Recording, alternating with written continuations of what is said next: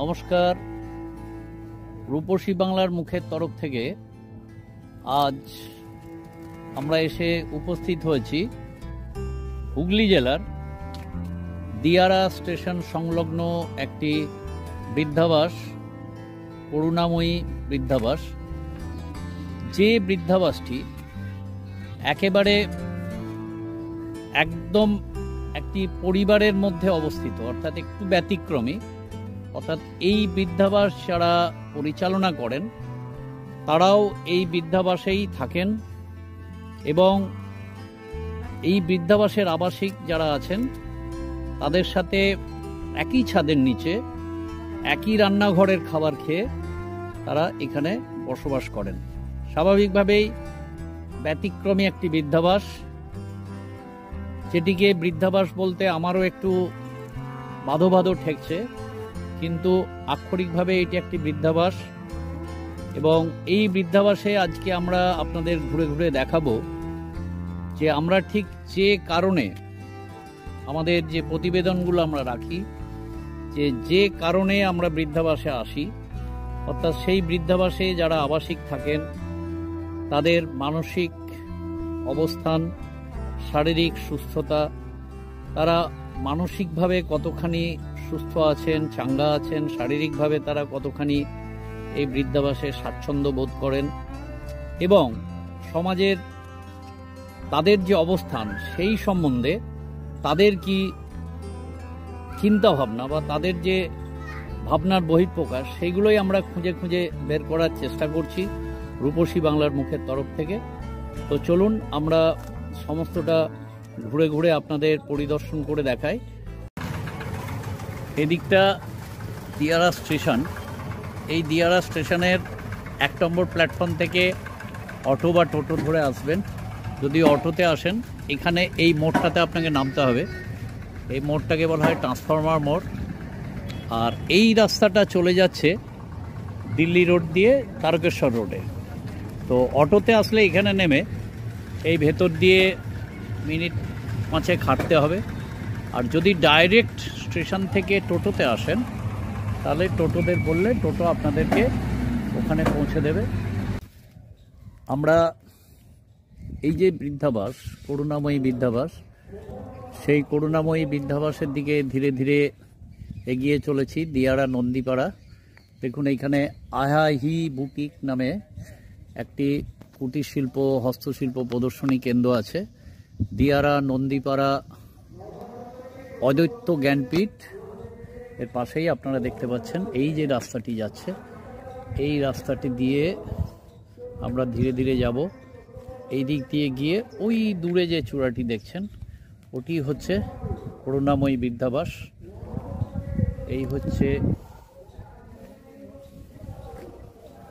এই boutique centre. এটা খুব সুন্দর একটা প্রাকৃতিক পরিবেশ আছে কিন্তু এখানে, অর্থাৎ যাত্রাপথে এই বৃদ্ধাবাসে ঢোকার শুরুটাই কিন্তু বেশ মন কাড়া। তো আমরাও এই মন কাড়া পরিবেশের ভেতর দিয়ে ধীরে ধীরে যাচ্ছি। দেখুন অদ্বৈত জ্ঞানপীঠ কেবলমাত্র সক্রিয়, সচেতন, মুমুক্ষ ও ধ্যানীদের ক্ষেত্র। যারা এ বিষয়ে দৃঢ়ভাবে উৎসর্গকৃত তারাই একমাত্র প্রবেশ করুন। আশ্রম কর্তৃপক্ষ। Spiritual seekers and মেডিটেটার্স।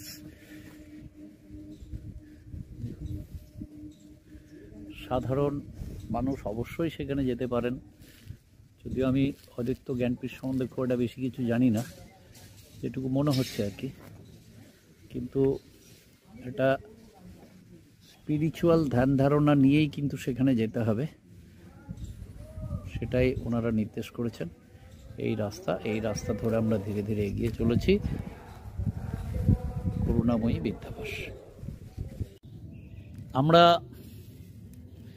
এই করুণাময়ী যে বৃদ্ধাবাস হুগলির দিয়ারা স্টেশন সংলগ্ন, সেই বৃদ্ধাবাসে আমরা এসে পৌঁছচ্ছি। তার আগে এই চারপাশটা আপনাদের একটু আমরা ঘুরিয়ে ঘুরিয়ে দেখিয়ে নিই। দেখুন চারিদিকে একটা সবুজের সমারোহ, একটু ফাঁকা ফাঁকা কিছু প্লটিং করা আছে আশেপাশে দেখতে পাচ্ছি, কিন্তু চারিদিকে আমবাগান, কলা বাগান, অর্থাৎ এইদিকে যে ধরনের প্রাকৃতিক জিনিসগুলো থাকে সেগুলো আমরা দেখতে পাচ্ছি। আর এই হচ্ছে পুরো বৃদ্ধাবাস। বৃদ্ধাবাসের দোতলার কাজ চলছে।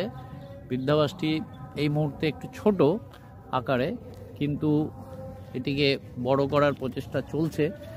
তো চারপাশটা আপনাদের একটু দেখিয়ে দিলাম। এবার আমরা ধীরে ধীরে এই করুণাময়ী বৃদ্ধাশ্রম বা বৃদ্ধাবাস সেখানে আমরা যাচ্ছি।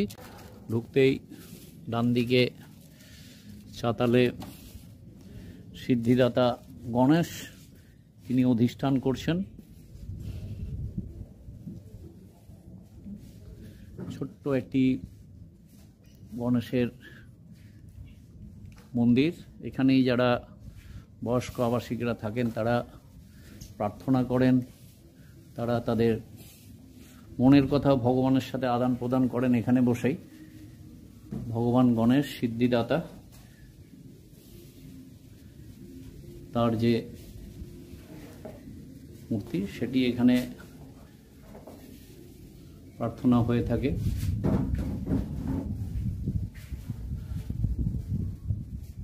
ধীরে ধীরে প্রবেশ করছি। এটা ওনাদের কিচেন। এই কিচেনে রান্নাবান্না হয়। এখানে ওনাদের রান্নাবান্না হয় কিচেনে।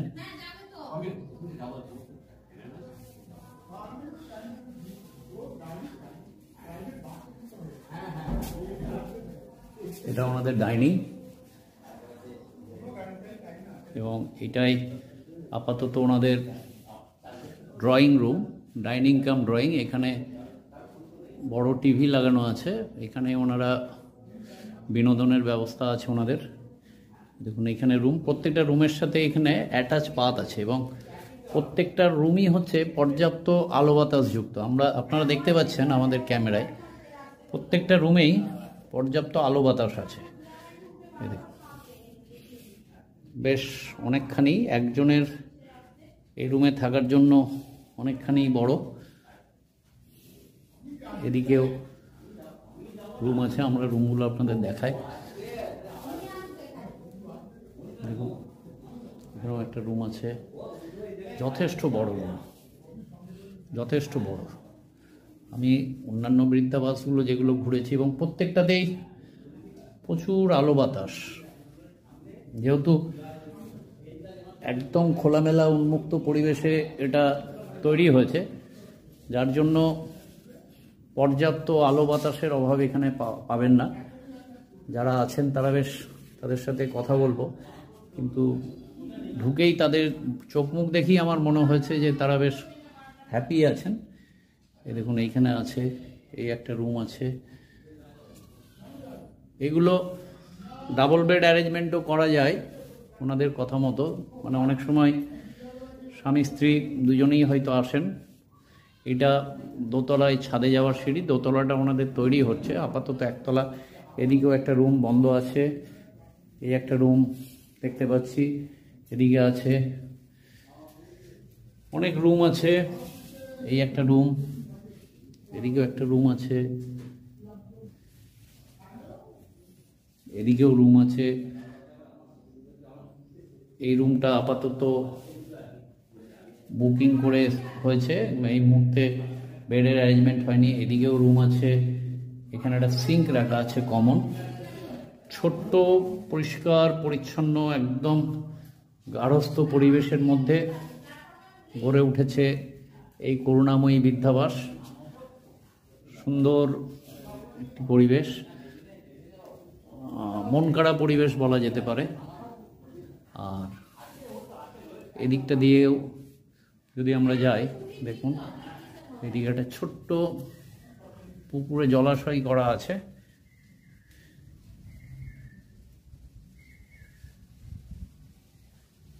পাখির ডাক আছে, সবুজের হাতছানি আছে, জলাশয় আছে। নমস্কার, আমি ঝুমা ধক। আমি করুণাময়ী বৃদ্ধাশ্রমে দেখাশোনা করি, ম্যানেজারই করি, সব কিছুই। এবং এখানে যারা আছে তাদের দেখাশোনা, তাদের খাওয়া দাওয়ার সব দিকেই আমি দায়িত্ব, সবটাই আমার উপরে দায়িত্ব। আপনাদের এইখানে যারা আসেন, তো আপনি হঠাৎ করে এই বৃদ্ধাবাস একটা তৈরি করার পরিকল্পনাটা কেন নিলেন? দেখুন, অ্যাকচুয়ালি এটা আমার নয়, এটা ওনার আছে বিশ্বজিৎ ঘোষ। ওনার মানে অভিজ্ঞতা থেকে উনি দেখেছেন যে বয়স্ক লোকেরা যে এত অসহায়ভাবে কাটাচ্ছে, একাকিত্বে কাটাচ্ছে, তারা যাতে না একাকিত্বটা ফিল করে, ফ্যামিলির মতোই একটা জায়গায় এসে তারা থাকতে পারে, নিজের ফ্যামিলির মতোই থাকতে পারে এখানে, সেইভাবেই এটা তৈরি করা। তো আপনাদের এইখানে তো অনেক দূর দূরান্ত থেকে অনেক আবাসিক এসছেন, মানে আশেপাশে ধরুন হুগলি বা এখানে আসানসোল থেকে এসেছেন, রানাঘাট থেকে এসেছেন, কলকাতার দিক থেকেও এসেছেন, কলকাতা থেকে এসেছেন। আচ্ছা, তো এখানে আপনার এই যে আবাসিকদের যারা আছেন তাদের ধরুন যেহেতু তারা একটু বয়স হয়ে গেছে, বিভিন্ন রকম রোগ ব্যাপারগুলো অসুখ বিসুখের ব্যাপারটা আছে, তো সেই জায়গায় অসুখ বিসুখের ব্যাপারে আপনাদের কি ধরনের কি পরিষেবা দেওয়া হয় এখানে? এখানে মাসিক একটা হেলথ চেকআপের ব্যাপার আছে, ডাক্তারবাবু আসেন, হেলথ চেকআপ করে যান, প্রেশার সুগার এগুলো একটা রুটিন চেকআপ মাসে আছে। আমরা যে মাসিক চার্জ নেই তার মধ্যেই এটা পেমেন্ট করা থাকে। আচ্ছা, এক্সট্রা করে মানে যারা আবাসিক থাকে তাদের কোনো চার্জ দিতে হয় না, মাসে একটা চেকআপ আমরা করিয়ে দিই। এবং যদি এমার্জেন্সি কিছু হয়ে যায় তার জন্যও ডাক্তারবাবুর সবসময় হেল্প পাবো, এইটাই, ডাক্তারবাবু পাশেই থাকেন। এমনকি আমাদের একটা অ্যাম্বুলেন্সের নাম্বারও আছে আমাদের কাছে, সরকারি হসপিটাল আছে 2 কিলোমিটারের মধ্যে। আর ধরুন হঠাৎ করে যদি কোনো অসুখ বিসুখ কারুর, মানে ধরুন রাতের দিকে বা হঠাৎ করে মানে জরুরিকালীন কিছু হলে, তাহলে আপনারা বলছেন যে ওই অ্যাম্বুলেন্স কল করে আপনারা? না, আমাদের ডাক্তারবাবু পাশেই আছেন। আচ্ছা আচ্ছা, পাশেই আছেন, উনি কি মানে 24 ঘন্টা যখন ইচ্ছা ডাকবেন উনি চলে আসবেন, সেরকম আছে, মানে প্রাইমারি ট্রিটমেন্টটা উনি করে দিতে পারবেন, উনি করে দিতে পারেন। নাম? আমার নাম যিশু পাল। আচ্ছা, আপনি এখানে প্রথম থেকেই আছেন? আমি ধরুন প্রথম থেকেই আছি, নভেম্বর থেকে আমি আছি, নভেম্বর ডিসেম্বর জানুয়ারি, নভেম্বরই তো এটা উদ্বোধন হয়েছে, নভেম্বর থেকেই আমি আছি। আপনার বাড়ি কোথায়? আমার বাড়ি তারকেশ্বর। তারকেশ্বর, মানে আপনি এখানে বলছেন ভালোই আছেন? হ্যাঁ, মোটামুটি ভালোই আছি, অসুবিধা কিছু নেই। থাকা খাওয়া যত্ন আপনি কোনো অসুবিধা, বাড়ির মতো, এটা তো বাড়ির পরিবেশেই তৈরি হয়েছে। এটা যার সময় আমাদের লাগে না, বাড়ির পরিবেশই এটা, বাড়ির মতোই, নিজেদের লোকের মতোই ওনারা ব্যবহার করেন।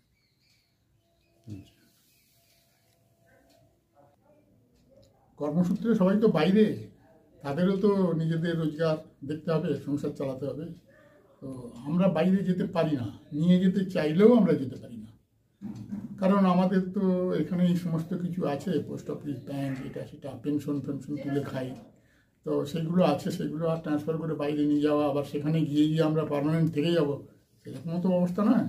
সেই জন্য আমরা এখানে ভালোই আছি, একদম বাড়ির পরিবেশ। ছেলে মেয়েদের সাথে যোগাযোগ আছে? তারা হ্যাঁ ফোন করে, তারা সবই খবর নেয়। হ্যাঁ, তারাও চায় না যে এখানে আমরা থাকি, কিন্তু তাদেরও তো উপায় নেই। তার নাম সুনীল কুমার পাল, বাড়ি গোঘাট থানার বাজুয়া গ্রাম, আরামবাগ মহকুমা। 2025-এর 4 জানুয়ারি বিকেলে আমি এখানে এসেছি। আমি হাঁটুর রোগে কাবু। এখানে 15 ডিসেম্বর 2024-এর 15 ডিসেম্বর আমি দেখতে এসেছিলাম। এনাদের ইউটিউবের সার্চ করে দেখেছিলাম যেখানে একটি বৃদ্ধাশ্রম আছে। এর আগে আমি আরামবাগ আশা বৃদ্ধাশ্রমে ছিলাম 3.5 বছর, ওখান থেকে আমি এখানে আসছি। আমি অবিবাহিত, শিক্ষকতা করতাম, তা ওইখানে অসুবিধা বলতে রোদ পাইনি। আমি হাঁটু রোগে ভুগছি, কোনো রকম লোকালয়ের মাঝে পড়েছে বৃদ্ধাশ্রমটি, যে কারণে আমাদের অনেকেরই খুব অসুবিধা হয়, হাঁটাহাঁটি বা মুক্ত বাতাস পাওয়া, আলো তো সূর্যালোক আমি প্রায় দেখতেই পাইনি, এমনই অবস্থা হতো। সেই কারণেই আমি এই জায়গা পছন্দ করেছি। আমি যখন এলুম ফটোতেও দেখেছিলাম যে উন্মুক্ত পরিবেশ, এবং এখানে মুক্ত পরিবেশে হাঁটা চলা খুবই সুবিধার আছে, কোনো গাড়ি ঘোড়ার ঝামেলা নেই। এনারা মানুষ খুবই ভালো, ঘরোয়া পরিবেশে থাকে এখানে। আমি একটু কম কথা বলি। আপনার এখানে এই যে আপনি বললেন 4 জানুয়ারি এসছেন, হ্যাঁ, আসার পর থেকে আপনি এখন মানে আপনার হাসি মুখ দেখেই বোঝা যাচ্ছে আপনি বেশ ভালোই আছেন। ভালোই আছি। এবং এনাদের আতিথেয়তা আপনি বেশ উপভোগ করছেন। এটাও বলার নয়, ভালোই আছে, ওরা ঘরোয়া পরিবেশ। আমি বা আমরা যারা আছি, আমাদের যখন তেমন আমরা যেমন খাবার ইয়ে হয়, যে বললাম দিদি ভাই আমাকে খাবার দিয়ে দিন, জিনিস দিয়ে দেন, 1টা বাজছে। এবার আমাদের মধ্যে কেউ একটু পরে খাবেন, সেরকম সেখানে কোনো বিধিনিষেধ কিছু নাই যে না এই টাইমের মধ্যে আপনাদেরকে বসতে হবে, এই টাইমে এ করতে হবে, সেসব কিছু নাই। সেটা সব দিক দিয়েই ভালো, কোনো এমনি অসুবিধা নেই। মানে আপনি ওভারঅল হ্যাপি? হ্যাঁ, ধন্যবাদ আপনাকে। আমার নাম আনন্দ ভট্টাচার্য। জোরে বলুন একটু। আমার নাম আনন্দ ভট্টাচার্য। আমি নদিয়া বৃদ্ধাশ্রমে ছিলাম, খুব কষ্টে ছিলাম। আপনার বাড়ি কোথায়? আমার বাড়ি হলো আসানসোল। আসানসোলে? আচ্ছা আচ্ছা। আসানসোল থেকে আমি দমদমে এসেছিলাম। আচ্ছা। দমদমে আসার পরে ওখান থেকে আমি চলে আসি। আচ্ছা। চলে আসি, কোনো ট্রাবল ছিল, হ্যাঁ, সেই জন্য আমি ইয়েতে আসি, এই আশ্রমে নদিয়াতে এসেছিলেন? নদিয়াতে। আচ্ছা। নদিয়াতে আশ্রমে খুব একটা ভালো না, ব্যবহারটা ভালো না ওদের। তো ওখান থেকে আমি খুঁজতে খুঁজতে এখানে এসে পেলাম এখানকার আনন্দ আশ্রমে। আনন্দ আশ্রমে এসে আমি এমন ব্যবহার তাদের, যে আমি ঘরের মানুষ, যে বোঝাই যায় না যে আমি ঘরের মানুষ কি বাইরের মানুষ। এত ব্যবহার এত ভালো যে কিছুই মানে অভিযোগ কিছু করতে পারি না। ওরা এত ভালো, এত মানে ভালোবাসা আমি আর কোথাও পাইনি, ঘরের মতো ভালোবাসা। হ্যাঁ, আর আমাদের যে এখানে আছি, এখানে কোনো রকম অসুবিধা নেই, সবই নিজের আপন আপন আছি। এমনকি ঘরের তালা চাবি দিতে হয় না। অন্যান্য আশ্রমে চুরি হয়, হ্যাঁ, আমারই গেছে নদিয়াতে চুরি গেছে। তারপরে এখানে এমনি খোলামেলা প্রাকৃতিক পরিবেশের মানে এত ভালো যে বলার মতো না। আর এত সহযোগিতা করে ঘরের মানুষের, এরা বলার মতো আমার কাছে কিছু নেই। আমি মনে হয় যে না, আমি আমার মা বাবার কাছেই আছি, এতটুকু আমি বলতে পারি। আপনার নাম কি? নমিতা ধক। আচ্ছা, আপনি এই বৃদ্ধাবাসে রান্না বান্না করি আর ম্যানেজারকে একটু সহযোগী করি, হাতে হাতে কিছু আগিয়ে দেওয়া, আচ্ছা, হেল্পারি তো অ্যাসিস্ট্যান্টের মতো আছে। আচ্ছা, প্রথম থেকেই আছেন? হ্যাঁ। আপনার ভালো লাগে এইসব কাজ? ভালো লাগছে, বয়স্ক মানুষদের সেবা করতে পারছি। এই গণেশের মন্দির আছে, গণেশের মন্দির মোছা, বাসনগুলো ধোয়া।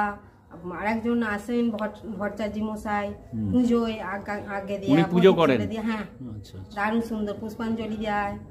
খুব ভালো আছি, এত ভালো লাগে এখানে, ছেড়ে যেতে ইচ্ছে যায় না। তো আপনার বাড়ি পাশেই? না, একটু দূরে। তো আপনি ডেলি বাড়ি চলে যান রাত্রে? বাড়ি যায়, থেকেও যান। এরা খুব ভালো মানুষ তো, এখানেই খাওয়া দাওয়া, এখানেই থাকা, ঘর দিয়েছে। আচ্ছা আচ্ছা, সবই এখানে করি। তো রান্না বান্না বাড়ি যাইনি। আচ্ছা, এইখানে ধরুন কেউ থাকতে চাইলো, কেউ বললো আমি নিরামিষ খাই, হ্যাঁ, অনেক তো আছে এরকম, তারা ধরুন সারা জীবন, বা কেউ হয়তো বললো নিরামিষ খায়, হ্যাঁ, প্রতিদিনই সে নিরামিষ খাবে, তাহলে প্রতিদিনই তো নিরামিষের ব্যবস্থা আছে? সমস্ত ওরা যা চাইছে, গরম জল, রোদে দিয়া জলে চান করব, কিংবা আরো গরম একটু তখন ইয়েতে করে দেওয়া হলো, গিজারে করে দেওয়া হলো। গিজারে করে দেওয়া হলো। এরকম কে বলছে আমি 5 বার চা খাবো, কে বলছে 2 বার চা খাবো, এরকম যে যা চায়।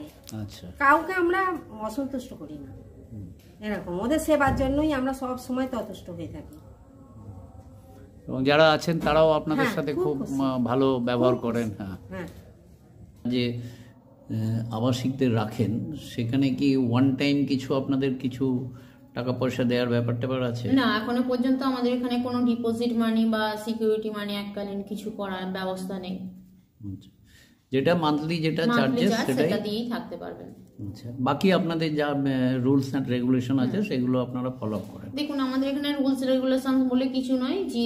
যিনি থাকবেন তিনি মাসের প্রথমে পেমেন্টটা করবেন, করে দিয়ে থাকতে পারেন। এবার তার যদি মনে হয় যেহেতু এখানে বিশাল অ্যামাউন্টের কোনো ডিপোজিট বা সিকিউরিটি মানি নেওয়া হচ্ছে না, সেই জন্য তিনি যদি ভাবেন 1 মাস থেকে আমার এই জায়গাটা ভালো লাগছে না বা পরিবেশ ভালো লাগছে না, কি ফ্যাসিলিটি ঠিক পাচ্ছে না, তিনি চলে যাবেন।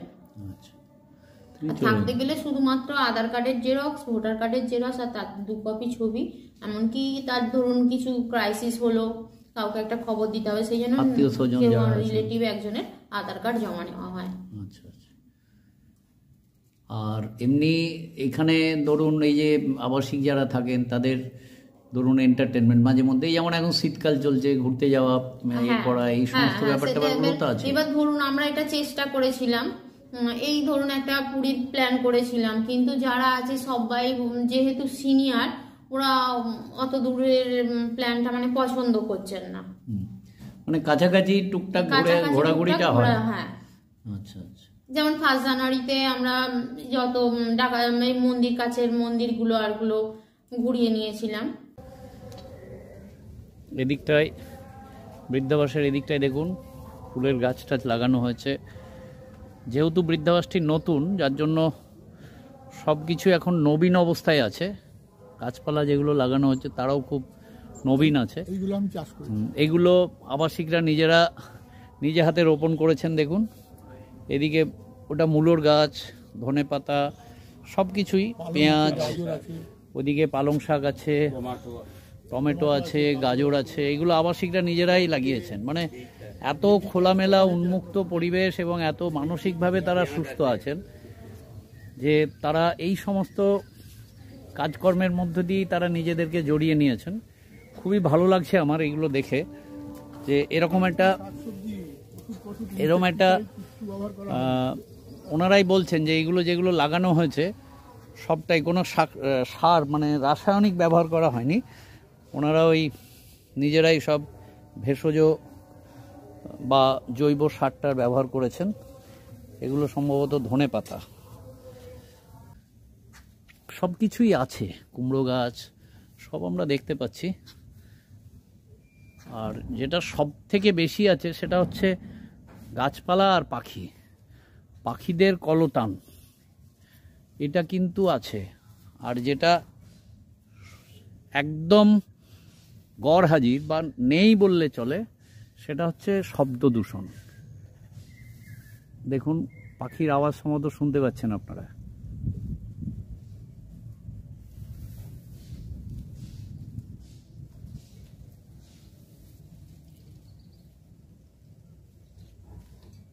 শান্ত, নিস্তব্ধ, নিস্তরঙ্গ প্রকৃতি, সেই প্রকৃতির ওপর গড়ে উঠেছে একটি ছোট্ট বৃদ্ধাবাস। আমি বারবার আপনাদের বলছি যে আমি মনে প্রাণে এখানে আসার পর এটিকে আমার কখনোই বৃদ্ধাবাস বলে মনে হচ্ছে না, মনে হচ্ছে আমি কোনো একটা যৌথ পরিবারের মধ্যে ঢুকে পড়েছি, যেখানে পরিবারের সকল সদস্য মিলেমিশে একসাথে বসবাস করেন। এরকম একটা অনুভূতি আমার মধ্যে কাজ করছে। দেখুন এখানে কুমড়ো ফুল, কুমড়ো গাছ হয়েছে, বেগুন গাছ, এই সমস্তই আবাসিকরা যারা আছেন তারা নিজেরাই এগুলো পরিচর্যা করেন। এই হচ্ছে করুণাময়ী বৃদ্ধাবাস। আমরা একটু দেখে আসি ছাদ থেকে, আপনাদের একটুখানি এই বৃদ্ধাবাসটা চারপাশের ভিউটা আমি চেষ্টা করব আপনাদের দেখাবার। চলুন আমরা একটু ছাদে যাই বৃদ্ধাবাসের। আমরা ছাদে এসে গেছি। এই দোতলার অ্যারেঞ্জমেন্টটা খুব শীঘ্রই এদের হয়ে যাবে, এই বছরই ওনারা উদ্বোধন করবেন বলছেন। দেখুন ছাদ থেকে আমি আপনাদের এটা দেখাই।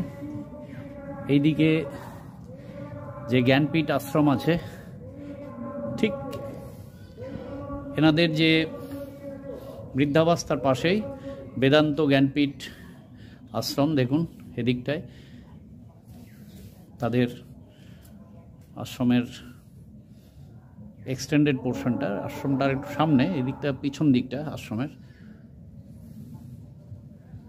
দূরে দূরে জনপদ আছে, কোথাও হয়তো স্পোর্টস হচ্ছে, তার মাইকের আওয়াজ আসছে। এই আমরা দোতলার থেকে দেখছি এই বৃদ্ধাবাসের নিচেটা।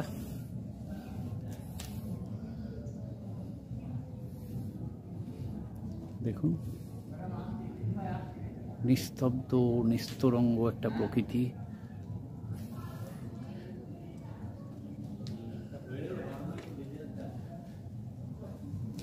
প্রকৃতির মাঝে থাকতে সত্যি ভালো লাগে, বিশেষ করে এখানে শুধুমাত্র প্রকৃতির আহ্বান ছাড়া আর কিছুই আপনাকে ডাকবে না।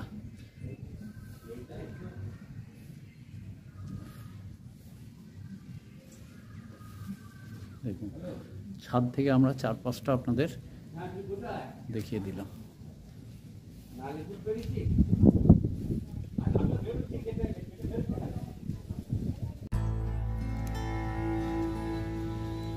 এবার আমরা ফিরে যাব।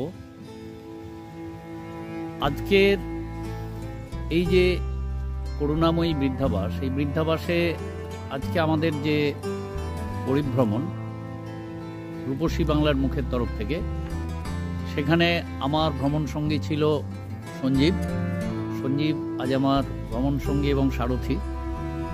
প্রত্যেকটা বৃদ্ধাবাস আসছি একটা নতুন নতুন অভিজ্ঞতা নিয়ে ফিরছি। আজকের এই যে করুণাময়ী বৃদ্ধাবাস, এই বৃদ্ধাবাসে এসে যেটা উপলব্ধি করলাম, যেন একটা একান্নবর্তী পরিবার, জয়েন্ট ফ্যামিলি, যে ফ্যামিলিতে সকলে আছেন এবং প্রত্যেকেই মিলেমিশে আছেন, খুব ভালোভাবে আছেন, যেটা আমাদের অনেক কাল আগে আমাদের সংস্কৃতির মধ্যে ছিল একান্নবর্তী পরিবার। সেরকমই একটা কিছু আমি উপলব্ধি করলাম। আমি এই করুণাময়ী বৃদ্ধাবাসের যিনি পরিচালনার দায়িত্বে আছেন, ঝুমা দেবী এবং নমিতা দেবী, তাদের দুজনকে আমি আমার চ্যানেলের তরফ থেকে নমস্কার জানালাম, শুভেচ্ছা জানালাম। আগামী দিনে করুণাময়ী বৃদ্ধাবাস আরও এগিয়ে চলুক। তাদের যে সেবার কাজ, তারা যে সেবার মানসিকতা নিয়ে সমাজে আজকে উপস্থিত হয়েছেন, তাদের সামাজিক প্রতিষ্ঠানকে সামনে হাজির করেছেন, সেটা আরও বৃদ্ধিপ্রাপ্ত হোক, আরও বেশি বেশি মানুষকে তারা সেবা করার সুযোগ পাক, এইটুকু বলে এবং আমাদের এই উপস্থাপনা যদি আপনাদের ভালো লেগে থাকে তাহলে দয়া করে আমাদের চ্যানেলকে লাইক করবেন, শেয়ার করবেন এবং সাবস্ক্রাইব করবেন, যাতে করে আমরা আগামী দিনে আরও বেশি বেশি করে আপনাদের কাছে এই ধরনের সামাজিক প্রতিষ্ঠান বা সামাজিক অবস্থানগুলো উপস্থিত করতে পারি। এইটুকু বলে আমরা আজকের মতো শেষ করব। আমরা আবার আপনাদের সাথে দেখা করব পরবর্তী গন্তব্যে।